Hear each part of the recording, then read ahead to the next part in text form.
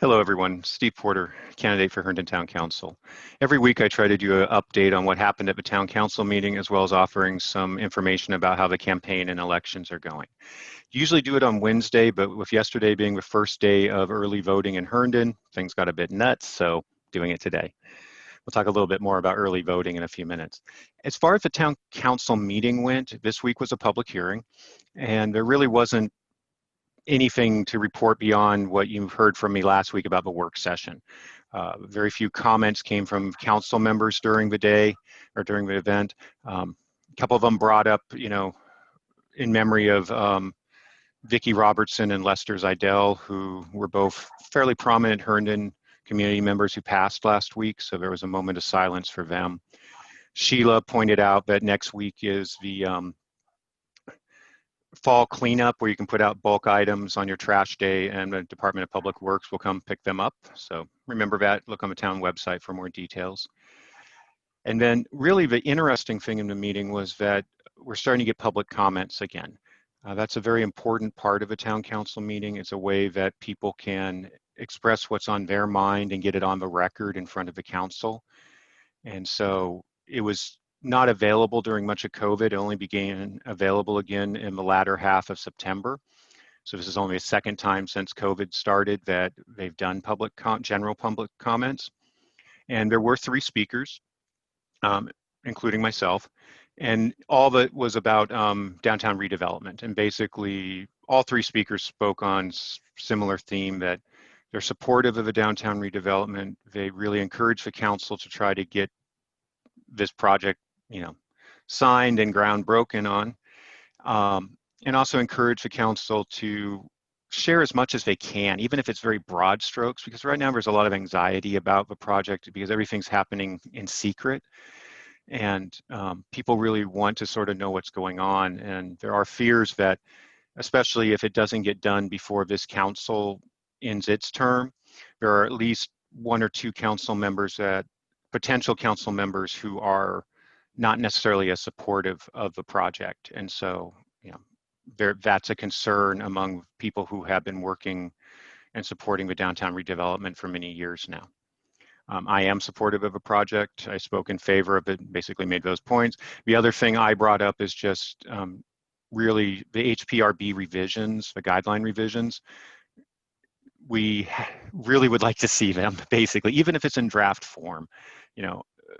They've been talking about them for quite a while. I know COVID slowed them down, but people are anxious to see the proposed guidelines so that we can start a conversation on them. So those were the points of the general public comments that were made. Don't think really there was anything else in the meeting that was terribly earth-shattering or anything like that. So again, if you watched last week's update, we talked more about all the items on it. So in terms of the elections and the campaign, we've got, yesterday was the first day of early voting in Herndon. Early voting will be available at the Herndon Library Monday through Friday, 1 to 7 p.m. and on Saturdays from 9 to 5 p.m. through October 31st. If you're in line by that time they quote unquote close, you will be allowed to finish and cast your ballot. I was there about noon to see how things were going. I could only stay for a little while because, well, my boss expects me to work during the day for some strange reason. But I stayed until about 2. I took sort of an extended lunch. At 12, there really wasn't much going on, but right around 12:15, people started coming in pretty steadily. And by the time the polls actually opened at 1, the line stretched from the Herndon Library up Center Street towards Eldon and wrapped around Art Space and started making its way towards that gravel lot behind Art Space. So there was a lot of people there. Average wait time once the polls actually opened, I was hearing, and pretty consistently hearing, probably you should plan on about 3 hours. So until that the lines die down a little bit, if you want to early vote that way, you may want to consider bringing a lawn chair or something, some water. Art Space was kind enough to open up and was providing free water to people, as well as allowing people to use their bathrooms. So that was really nice of Art Space. People were generally in a good mood. Do keep in mind that the election workers are poll work are people too, and COVID has made life interesting for them as well. They're not allowed to have as many voting booths. They've got to have spacing between their workstations, which makes it harder, and they have to sanitize the voting areas after every use. So it is a slow process, but they're doing the best they can. You do have other options if you are a more senior member of our community or somehow have a disability. You can do curbside voting. You pull up to one of the special spaces, you call the phone number, someone will come out and help you cast your ballot. Please note that that's not a short process though either. People were waiting, an hour or so even for curbside voting, at least when I was there during the earlier part of the day. Then the last thing, of course, is the mail-in ballots. If you received a mail-in ballot, you basically have two choices. Fill it out, and if you do that, you can just walk right in. There's a drop box that you just drop it in, and you leave. You can be in and out in just a couple minutes. If you drop it, please make sure you follow the instructions carefully, including making sure you signed the outer envelope and dated it. If either of those things didn't happen, you're going to have problems with your ballot. Witness signatures are not required this year, although they are encouraged. If you have a mail-in ballot and you want to cast your ballot the normal way, you just have to bring the mail-in ballot with you. You surrender it to the election officials. They, quote unquote, spoil it is the technical term, and then they'll give you a new ballot that you can fill out there. So you got options, and you also still have time. Early voting will be going on through October 31st. You can still mail in your ballots if you got a mail-in ballot, and you can still request them. I'll do that really soon if you want to do that. And of course, the polls will be open on November 3rd at your normal polling location. So you still have lots of options to participate. We're expecting truly phenomenal voter turnout this year, so that's a great thing. In terms of my campaign, I was there for a little while, meeting and greeting people. I will be back some tomorrow, Friday, and then I plan on being there a lot of the day on Saturday. Thursday, I've got work commitments that I couldn't get out of. And then, let's see what else. Oh, Saturday, 3 to 4:30 p.m., the Women's March, the local Women's March will be happening.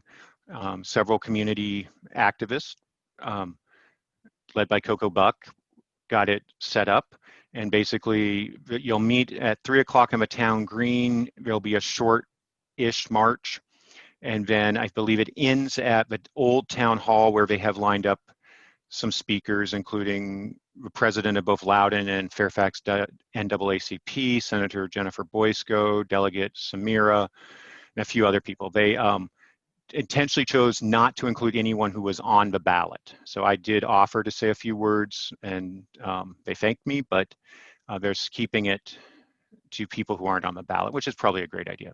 So I encourage people to come and support that. Even if you don't necessarily agree with everything, it's important that we encourage people to speak their truth, to share their ideas with our community. That's how we become stronger, is when we hear the different perspectives, whether you're a man or a woman, black or white, gay or straight, what ethnic background you come from, what your political beliefs are.